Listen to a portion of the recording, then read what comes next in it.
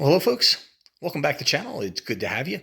I'm going to kind of give you it's a 5-month update on my Canyon Aeroad bike that I bought back in August. First note, as of pricing, this bike was a particularly good deal when I got it in August because it was a 2022 frame and a 2022 SRAM group set, and consequently was on sale for about $1,000 off the normal retail price for it. Today, as of December in 2023, the only frames that are left are extra larges, and I think they've actually reduced the price down to $4,000. I paid $5,000 for mine. Quite a good deal, all things considered. Now, when I bought the bike, one of the first things that I did as far as making changes to it were, and if you've seen my previous reviews, I changed the tires from the tubeless Continentals that were onto it to these Vittorio Rubino Pros. I preferred them. I wasn't going to go tubeless, and I'm still not going to go tubeless because I've had friends that have just had so many issues with tubeless tires. If you get a small flat with a tubeless or a very minor one, it does repair itself, but it's very, very messy. It sprays shit all over the place, and if you're riding behind a guy, it sprays stuff all over you. But if it's anything other than a minor puncture, they're virtually impossible to repair, and you end up having to call Lyft to get home, whatever the case may be, because you just can't. You just can't do it, and it's messy as all hell because you got all that crap inside of it. And I didn't like the Continental tires. I don't like the looks of them with the gray sidewalls it's I don't know. It's actually a brown sidewall, but they're also a pain in the ass to change. I've had Continentals before, and I absolutely hated them. The other issue I had were the batteries when I first got it. I could not get the SRAMs to charge, so I bought for half the price of the SRAMs, I got some blue and some red batteries from it was off Amazon. I forget the manufacturer who it was. They're about half the price, and they charge much quicker and much more easily. And also, I replaced the saddle. It came with a Silly Italia saddle, which I gave it 30 days. I struggled with it. I hurt like hell. I got this Physique 3D molded saddle, and it's been absolutely fantastic. And a lot of my friends that I cycle with have the same saddle. Others have changed their saddles to this. It seems to be a very popular one, picking up popularity every day as you see it. But those were the changes that I made to it. As far as the bike itself, I've had two things that have happened. When I initially reviewed this bike, I told you that the batteries would last about 30 days on a charge. And that's still true, depending upon how much you ride it. I have to charge them up about every 30 days. When they go red and tell you that they need a charge, that has happened to me twice in the middle of rides that I've been on, and it will still hold a charge enough for you to change it. And you only use these batteries for the front and rear derailleur. So I didn't have any problem changing gears with it. I did, however, last month, that would have been 4 months into the year, which was November. I had the battery on my right front shift hood go bad, and the batteries are under the hood right back here. And it's like a photocell battery. And I could not use that. It worked for the brakes, but I could not shift anything because it's electronic, and the brake hood relays the message to the front and rear derailleur. So that was completely useless on that side. And it was a real pain in the ass because I was in a very high gear and I had to use it for the whole ride. But I replaced both of them at the same time, even though the second one on the left brake hood didn't need replacing. I just decided to do it anyway because it just made sense to do them both. So some people have told me that they last for a year. I got 4 months out of one of them. And they come with pretty cheesy Maxwell batteries in there anyway, so I replaced them with Duracells, which I think are better batteries. The other problem I had with it is I was constantly dropping the chain on this. And one time I dropped it, and and as you can see, I have replaced, or I've put this little SRAM doodazzy there that keeps the train from dropping underneath it. And when I drop it, it actually drops to the outside, which is easier to quickly put on. I have to stop to do it, and I still do it. But the problem was I'm used to a mechanical group set. This is electronic. If you hold the shift lever down too long as you're changing the derailleur, it will cause it to drop. If you also cease pedaling while you're changing it, it can cause it to drop. So two things you want to watch out for if you're not accustomed to an electronic group set that can happen.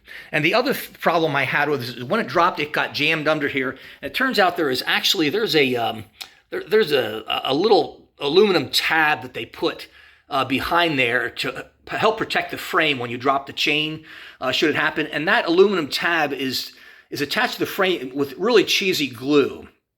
It was very hot. It was in the summer of September. And in fact, it was September when it happened. And it was loose. And when the chain dropped, it got caught up in it and it jammed with it. I mean, the piece of aluminum had to be removed at the shop. I took it up there after I had to walk 3 miles home because I could not remove it because it had jammed on that piece of aluminum tab. The whole thing removed, it marred up the paint, the finish. It was really ugly, real pain in the ass. And I understand Canyon does that with all their bikes. I think it's a really bad idea because the glue that they use for it is really cheesy and cheap. And when it gets hot, it melts, it detaches. And my advice, if you have this bike and you get to a shop for a tune-up, whatever, just have that removed. Just take it off. Don't go through what I went through because it was a real nightmare. It really pissed me off and achieved the exact opposite of what it was supposed to do. So those were the only problems I've had with it since I bought the bike. Otherwise, I can tell you I absolutely love it. It is my favorite bike. Now that I have about 5 or 6 months experience on it, I'm getting used to the shifting. Occasionally I take out my other bike and it's a Shimano and it's completely different. So you have to kind of get used to the difference. But electronic shifting works really nice. I hardly ever drop the chain anymore now that I've figured out why I was doing that, which is nice. I've had no flats since I had the bike. I initially flatted the front tire. I hit a big ass rock, but since then I've had absolutely zero issues with it. The wheel set is phenomenal.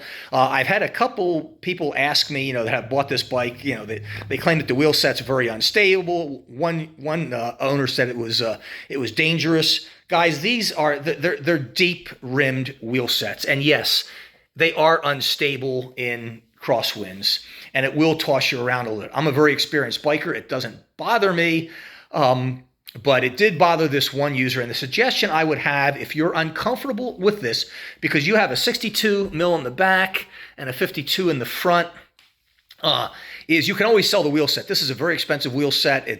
They're highly desirable. They're absolutely great wheels. They're very loud, but they're really good wheel sets, and you can sell them. And you can buy these are what they call the AR 1400s, which is their deep deep rimmed wheel set. It also has the 240 hub there, which is their middle of the line hub. They have, I believe it's the 180, which is their top line hub, and they have an ER series, which has they're not as deep DT Swiss rims. So if you want a shallower rim, you can sell this. You can get the ER set. You're basically getting the exact same wheel set, just with a shallow rim, if you find it unsteady and unnerving when you're riding it. I have mentioned this before, and I'll say it again. This is a very, very fast bike. It's a great bike. It is a good climbing bike. It's a good power climbing bike. Let me say that. I live in Virginia. I do have the mountains. I have not taken this in the mountains yet, so I can't say if you're doing a 2-mile climb, what it's like. But I can tell you on power climbs, because this has a smaller front ring, this is only, I believe this is a 48, and I normally had a 52 on here.